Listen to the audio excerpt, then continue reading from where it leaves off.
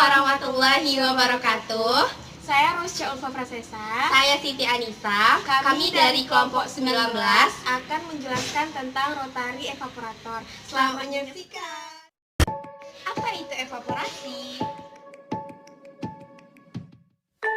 Pertukaran molekul air menjadi uap air di atmosfer. Dengan kata lain, merupakan peristiwa perubahan air atau es menjadi uap air di udara.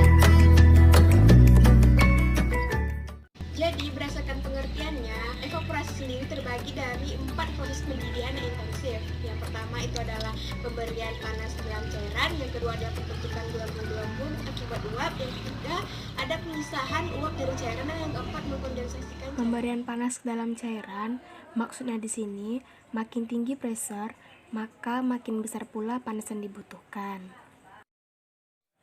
Jadi, pressure perlu diturunkan untuk mendapatkan kondisi operasi yang optimal.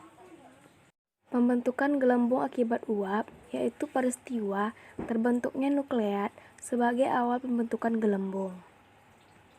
Selanjutnya, pemisahan uap dari cairan lalu dilanjutkan dengan mengkondensasikan cairan atau terjadinya pengembunan. Ada 7 prinsip kerja alat berdasarkan evaporasi. Yang pertama ada temperatur. Kedua, ada tekanan evaporasi.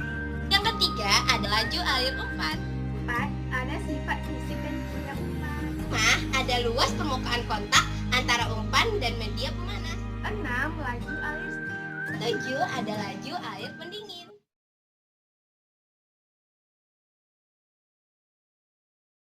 Yang pertama ada temperatur, disesuaikan dengan bahan yang akan dievaporasi karena bahan yang tidak tahan dengan suhu yang tinggi.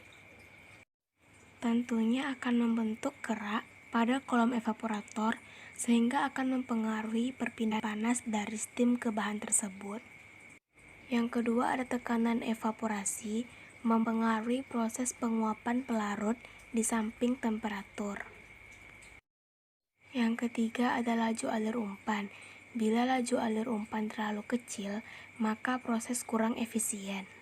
Yang keempat ada sifat fisik dan kimia umpan. Yang kelima ada luas permukaan kontak antara umpan dan media pemanas. Yang keenam ada laju alir steam. Yang ketujuh ada laju alir pendingin atau kondenser. Kita akan memasuki bagian-bagian alat beserta fungsinya. Yang pertama itu ada water bath. Jadi water bath itu digunakan untuk memanaskan sampel sesuai dengan suhu yang diinginkan. Yang kedua ada kondensor. Jadi kondensor ini berfungsi untuk mendinginkan uap pelarut. Yang ketiga ada mesin pendingin. Jadi mesin pendingin ini berfungsi untuk mendinginkan air yang akan dipompakan ke kondensor.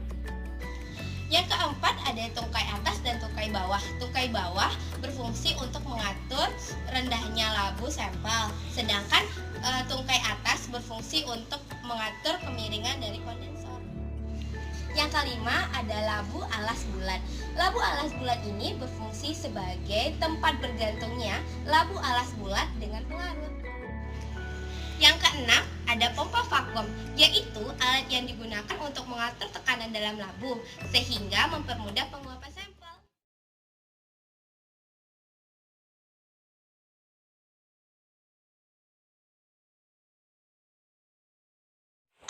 Ada cara penyimpanan dan perawatan evaporator. Yang pertama, cara penyimpanan. Rotari evaporator biasanya disimpan di laboratorium instrumen. Diletakkan di meja atau tempat yang permanen untuk menghindari adanya guncangan yang dapat merusak alat. Selain itu, rotari evaporator lebih baik disimpan di tempat yang tidak terlalu panas dan tidak terlalu lembab. Yang kedua, ada cara perawatan.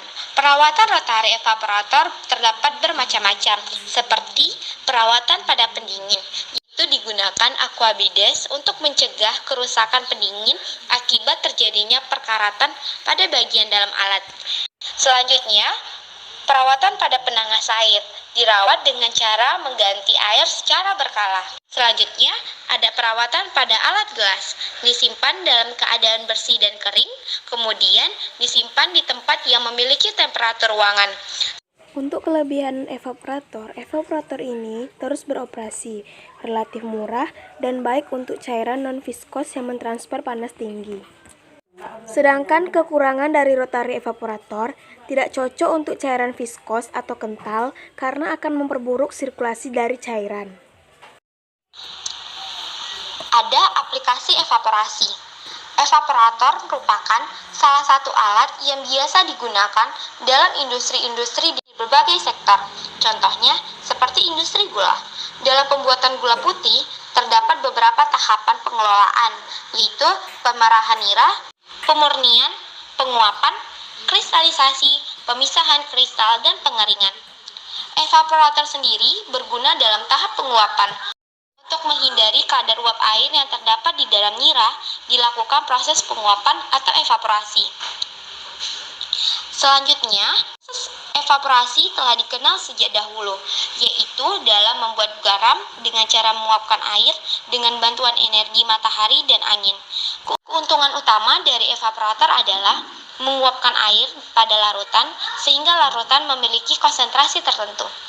Pada industri makanan dan minuman, memiliki mutu yang sama pada jangka yang sama dibutuhkan evaporasi. Misalnya, untuk pengawetan pembuatan susu kental manis. Terima kasih telah menonton video dari kami. Semoga dapat diterima dan bermanfaat. Apabila ada salah mohon dimaafkan. Salah kata dari kami Dan kesempurnaan hanya milik Allah. Wabillahi taufiq wal hidayah. Wassalamualaikum warahmatullahi wabarakatuh.